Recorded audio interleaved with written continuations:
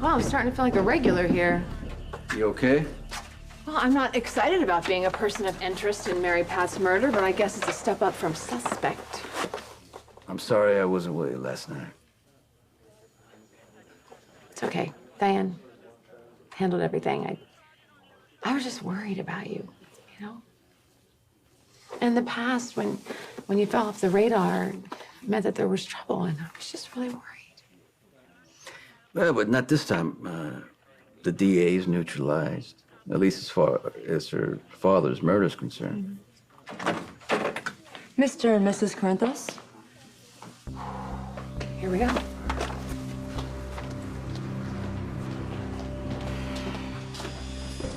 Thanks for coming in. 2 times in less than 24 hours. Miss me? Please have a seat so we can get started. Okay, you know what? Before we get started, if you're gonna question her, we need to wait for our lawyer. No questions. We have definitive evidence in the murder of Mary Pat Ingalls.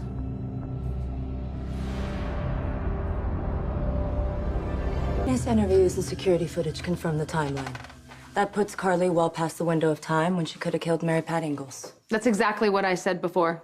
It's to your benefit as well as ours that we confirm your alibi, especially since strands of your hair were found in the victim's hand. I want to just be clear. Carly is no longer a person of interest in this case. Correct. She should never have been from the start. I'm out of here. Wait, I want to know how my hair wound up in Mary Pat's hand. Who the hell's trying to set me up? We're going to get to the bottom of this. I've got all my teams working overtime. Carly has been cooperative during this whole mess. You owe her a straight answer. Is she in danger? Continue to take whatever measures you've deemed appropriate to protect your family. It wouldn't hurt to tighten security. You do see the contradiction here, right? Sonny and his associates are always at the top of your suspect list. Alleged racketeers constantly under investigation, and now that there's an outside threat, that there's an outside psycho killer, you're telling us to step up our security? The process isn't always as fair as I'd like, but it's the best that we have. And I can promise you this. The real killer won't get away with what they've done.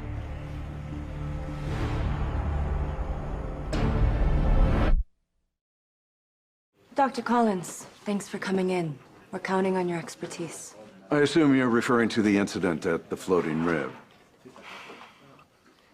Before we begin, may I have a moment with Carly, please? Sure. I'll be in the interrogation room. How are you holding up? I can't imagine how shocking and disturbing that must have been. No, I'm sure you can't. And what's worse is someone tried to frame me for the murder. Who would want to do such a thing, and to what end? Whoever it is, they failed, and they're gonna get theirs in the end.